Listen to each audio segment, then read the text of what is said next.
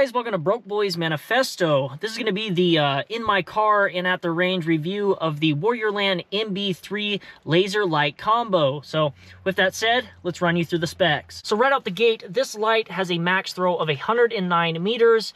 It's 3000 candela and 500 lumens. It has a max runtime if you're just running the laser of 70 hours. And then it has a max runtime if you're running just the light of 115 minutes. And then if you're running the light and laser together, it has a max runtime of 110 minutes. So just shy of 2 hours. And that is running off one CR123A battery. Now the MB3 does have a battery indicator. And when you click it here, you can see that that shines green. Hopefully you guys can see that. That means it's between 35 and 100% battery life. If it drops between 10 and 35% battery life, it glows blue. And then if it drops below 10% battery life, it glows red, indicating you should probably switch your battery. Now, in order to function this light, it has ambidextrous controls. It has a paddle on the right and a paddle on the left. And you just press one of those forward. And as you can see, we're running our laser.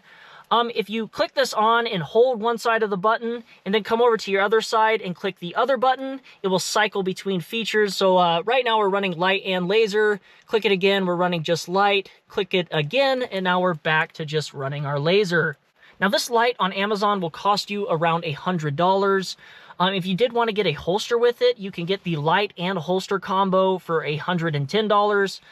They do have a discount code for me that I'll be leaving in the link in the description below. So if you do want to purchase this, just go check out my description. There'll be a link there so you guys can go over to Amazon and have a nice, easy checkout. A couple more things I do want to mention though.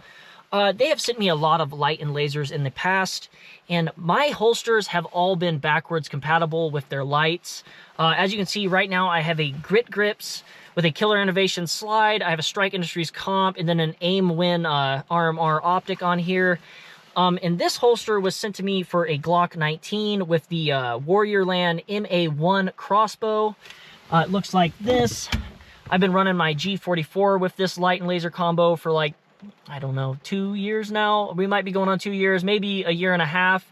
But this is what this is designed for. But I have noticed that the holsters have been backwards compatible, so this also fits in here. It would just need tightened down a little bit. These holsters obviously come with tensioners on them, but if you do have one of their lights in the past, if you have purchased one of their lights in the past and one of their holsters, there's a good chance that they might be backwards compatible. So maybe you just want to get the light by itself and then see if it's backwards compatible with the holster you already have. As you can see, I also have a Sharps Bros kit here, also with an Aim-Win optic. This is a P365X macro kit. This is the MB1 light and laser they have sent me, and it also fits in there. It's a little loose, but obviously you just tension it for this firearm. But yeah, there is backwards compatibility, I think, with a lot of their holsters and lights. Now, nowadays, I think a lot of people think lasers are kind of gimmicks on handguns. This is probably because most self-defense shootings happen between 3 and 7 yards, but I shoot a lot in the dark, and there's two major advantages, I think, of having a pistol laser. One of them being shooting in the dark. Me and my friends, we shoot in the dark all the time down here. One of our favorite things to do is to come down here in the dark.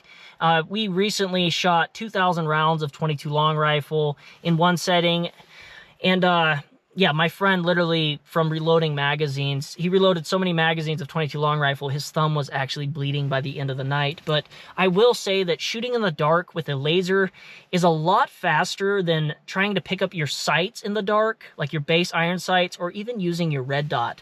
The laser, for some reason, just seems really natural, really easy to point and shoot with. You don't even have to bring up a full draw. It's just a really big advantage to shooting in the dark.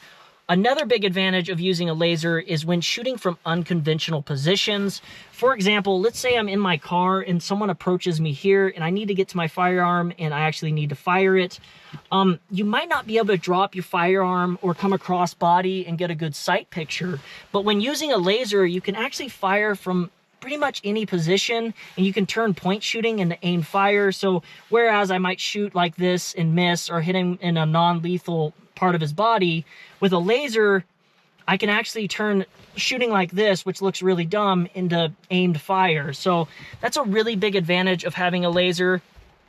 I did a long format video on this, and it actually showed me hiding behind cover, peeking through a little hole, and holding my gun up here like this, and still being able to land accurate shots on target. So there's a lot of advantages of actually having a pistol laser.